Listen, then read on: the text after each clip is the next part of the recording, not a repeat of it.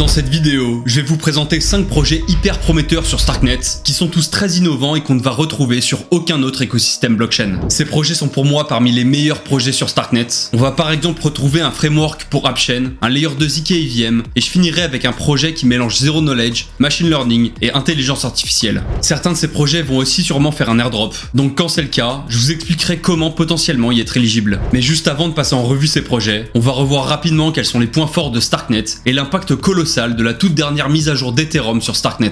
Déjà, pour ceux qui veulent tout savoir sur Starknet, j'ai fait une vidéo complète dessus, mais pour rappel, Starknet c'est un layer 2 d'Ethereum, plus précisément un Validity Rollup, qui utilise la technologie Zero Knowledge, donc comme zkSync, Scroll ou Linéa. Starknet se différencie majoritairement des autres ZK Rollup par le fait qu'ils ne sont pas EVM compatibles. Mais c'est un choix complètement volontaire, car en faisant ça, ils ont pu développer leur propre machine virtuelle, la KairoVM, qui est optimisée pour la vérification de preuves Zero Knowledge. Ça fait que Starknet a le potentiel d'avoir de meilleures performances que tous les autres ZK Rollup, qui eux ont quasiment tous fait le choix d'être EVM compatibles. Et ça leur permet également par exemple d'intégrer de l'account abstraction nativement au réseau, contrairement aux autres Layer 2. On peut aussi noter que Starknet a la technologie ZK qui a fait le plus ses preuves par le passé, et qu'ils ont un écosystème de développeurs en pleine ébullition. Dernièrement, il y a une mise à jour majeure qui vient de passer sur Ethereum appelée Denkun. Cette mise à jour inclut en fait le IP 4844, aussi connu sous le nom de proto-dank sharding, qui amène un nouveau système qui a permis de réduire drastiquement les frais sur les Layer 2 de manière générale. Faut savoir que quand on fait une transaction sur un Layer 2, donc un swap, un envoi de token, etc.,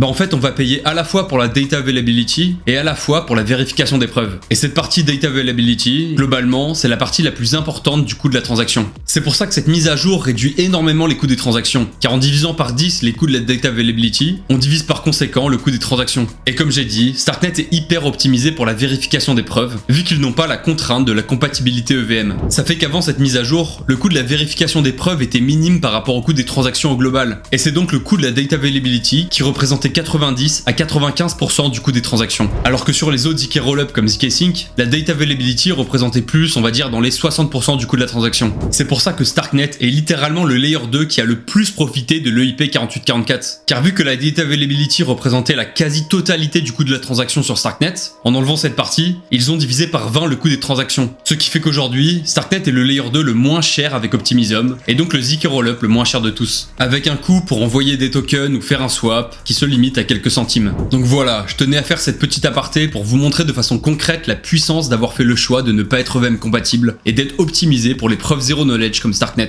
Et vous allez voir avec les 5 projets de la vidéo que la technologie de Starknet permet encore bien d'autres choses. On commence donc très fort ce top 5 avec Madara qui est un séquenceur sur Starknet.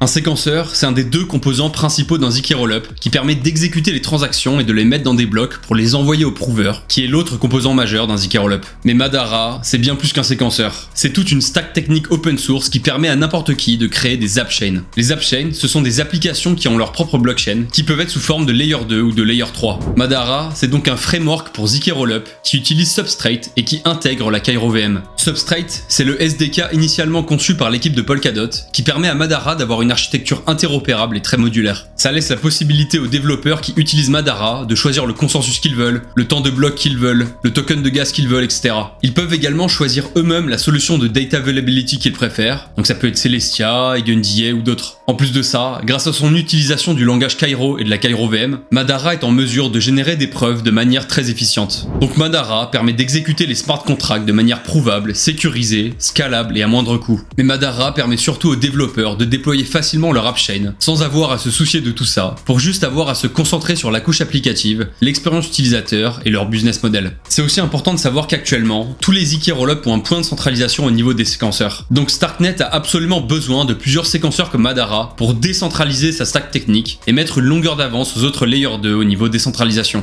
Niveau partenariat, on peut noter que le projet Avail a annoncé un partenariat avec Starkware, l'entreprise derrière Starknet. Et concrètement, ils ont développé une interface pour intégrer la technologie de data availability de Avail sur des appchains Starknet basés sur Madara. Donc les utilisateurs de Madara pourront simplement bénéficier de Avail pour réduire les coûts de leur Layer 2. Et ce qui est important à noter, c'est sûrement que Madara va vraiment être une des pierres angulaires de Starknet, car la quasi-totalité des appchains basés sur Starknet Starknet vont sûrement utiliser la technologie de Madara. D'ailleurs, tous les autres projets de ce top 5 sont soit déjà en train de travailler avec Madara, soit ils ambitionnent déjà de l'utiliser d'une manière ou d'une autre. Faut savoir que Madara, c'est un projet qui a été lancé par la team Exploration de Starknet, qui est une équipe de Starkware guidée par Abdelhamid Barta, qui a pour but d'initier des projets importants pour l'écosystème Starknet. Le projet a déjà près de 100 contributeurs sur GitHub, ce qui est vraiment énorme pour un projet aussi jeune. À titre de comparaison, on peut voir que Dimension, qui est aussi un framework pour Layer 2, est capitalisé à près de 6 milliards de FDV, à 3 fois moins de contributeurs. Après voilà, faut prendre ces chiffres avec de grosses pincettes, car le nombre de contributeurs sur Madara est aussi expliqué, car comme j'ai dit, il y a de nombreux projets qui veulent utiliser Madara qui participent eux aussi au développement de cette technologie. Donc ils sont clairement pas 100 développeurs à plein temps en gros.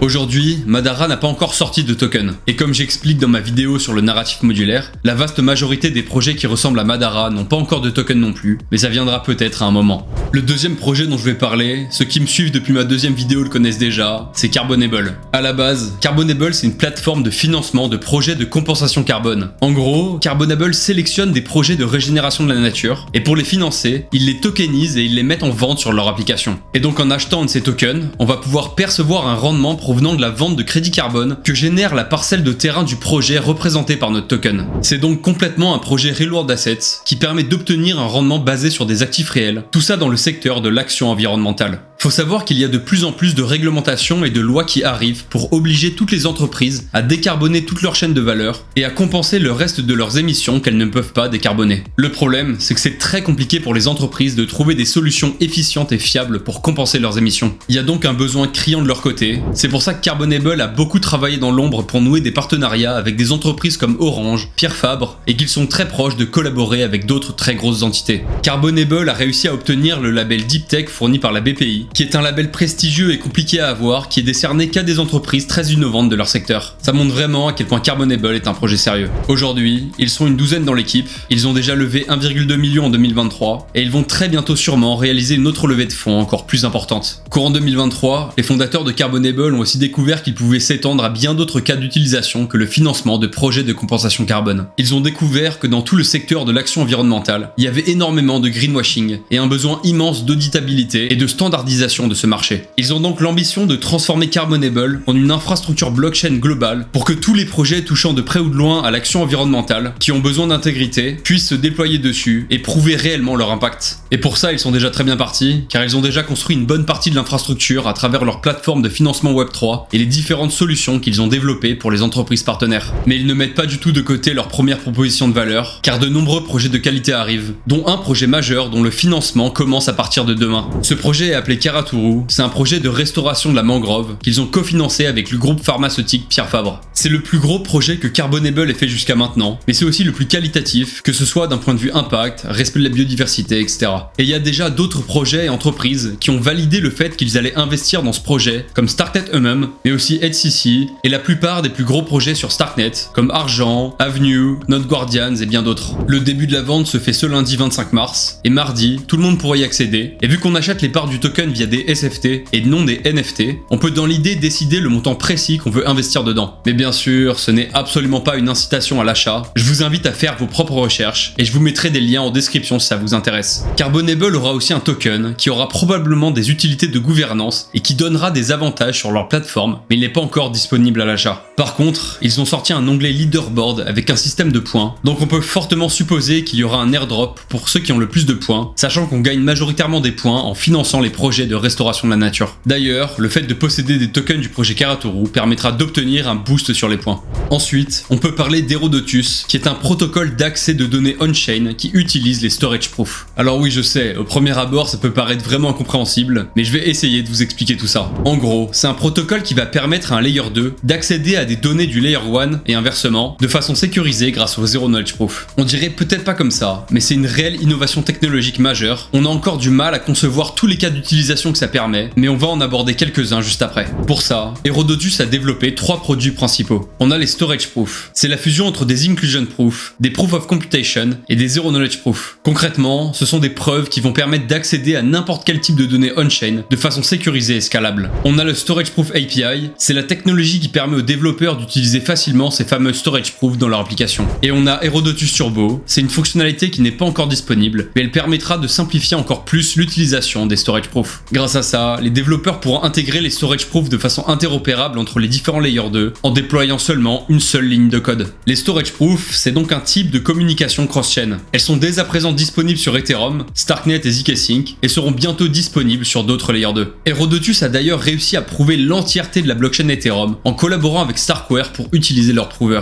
Grâce à ça, on peut à présent utiliser les storage proof pour accéder aux données des 18 millions de blocs de la blockchain Ethereum de manière trustless. Madara envisage aussi d'utiliser les storage proof pour que les appchains construites avec Madara puissent bénéficier de la liquidité d'autres blockchains. Cette technologie a donc un potentiel vraiment colossal qui peut vraiment bouleverser certains cas d'utilisation. Ça pourrait révolutionner la façon dont on bridge des fonds, car ça pourrait justement permettre de ne plus avoir à bridger des fonds pour envoyer des tokens, ce qui en termes d'UX et de sécurité serait une avancée majeure. Ça pourrait résoudre des problèmes de liquidité sur la DeFi en allant chercher les liquidités sur différentes blockchains, et ça pourrait par exemple permettre d'acheter un NFT à l'intérieur d'un jeu, peu importe sur quelle blockchain il se trouve. Herodotus a été créé par 2 anciens de chez Nethermind, une entreprise qui travaille sur les développements d'Ethereum. L'équipe se développe plutôt bien et on retrouve dedans des ingénieurs très compétents. Après, le projet est encore assez jeune, donc il n'y a eu aucune annonce officielle par rapport à un token, mais ça pourrait être intéressant d'en avoir un s'ils voulaient décentraliser la gouvernance de leur protocole. Comme on a vu juste avant, Starknet a fait le choix de ne pas être EVM compatible pour bénéficier d'autres nombreux avantages. Mais aujourd'hui, la majorité des développeurs crypto sont familiers avec l'EVM, et donc une grande partie des applications que nous connaissons l'utilisent, comme Uniswap ou Aave pour ne citer que. Il était donc très intéressant pour Starknet de voir apparaître une technologie qui pourrait apporter cette compatibilité avec l'EVM sur son écosystème, et c'est ce que Kakarot, le 4e projet de cette vidéo, propose. Kakarot, c'est donc la ZK EVM de Starknet.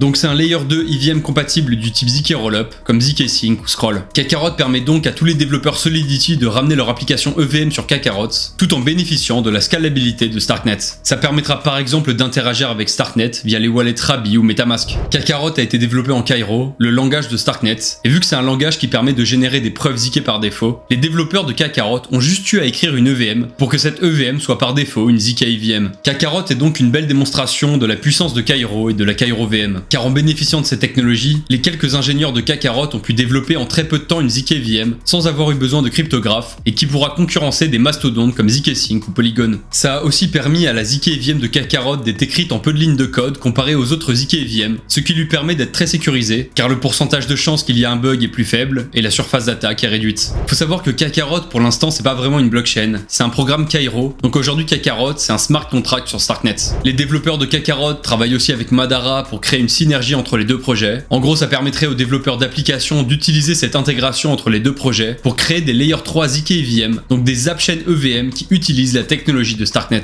Kakarot c'est aussi un projet qui a été lancé par la team exploration de Starkware. Actuellement il y a une dizaine de personnes dans la core team et plus de 50 contributeurs sur leur GitHub. L'année dernière, le projet a réalisé une levée de fonds qui a valorisé le projet à 15 millions de dollars et dans les angel investors, on retrouve des personnes comme Nicolas Baca, le cofondateur de Ledger, et Vitalik Buterin lui-même. Kakarot n'a pas encore de token, mais il y a de fortes chances qu'ils en aient un. D'ailleurs, ils vont bientôt ouvrir leur testnet, donc qui sait, il y aura peut-être un airdrop pour ceux qui auront utilisé ce testnet. On peut aussi noter qu'aujourd'hui, il y a déjà plus d'une vingtaine de projets qui construisent sur le testnet privé de Kakarot.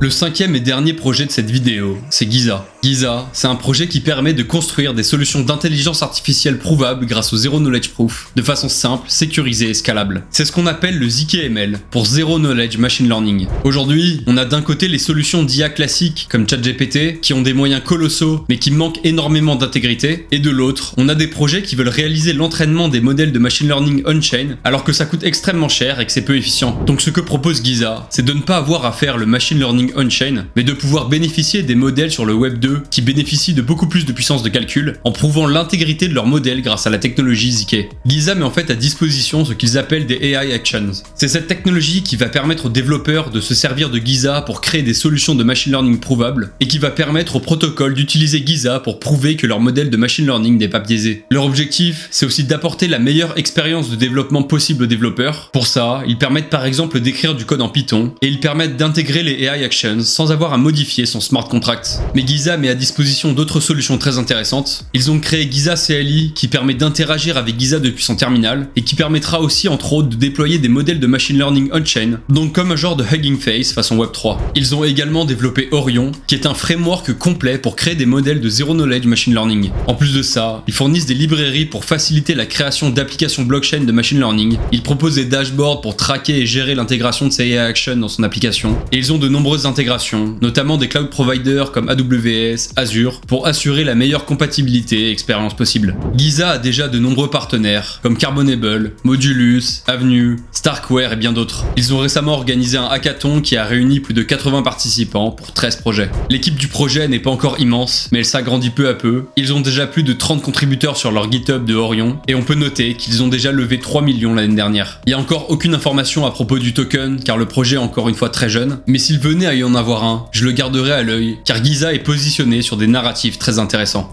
Dans cette vidéo, j'ai pas abordé les limites des projets car le but était surtout de les présenter de manière concise et vu qu'ils n'ont pas de token à acheter, il y a beaucoup moins de disclaimers à faire. Mais évidemment, comme tout projet, ils ne sont pas parfaits et je tiens à souligner qu'une partie de ces projets sont assez jeunes, tout comme les membres des équipes, même s'ils sont très prometteurs. Donc voilà, faites attention à vous, ce n'est en aucun cas une incitation à l'achat des tokens de ces projets quand ils sortiront. Si vous avez aimé la vidéo, je vous invite à vous abonner à la chaîne, à la liker, commenter la vidéo. C'était Victor, à la prochaine.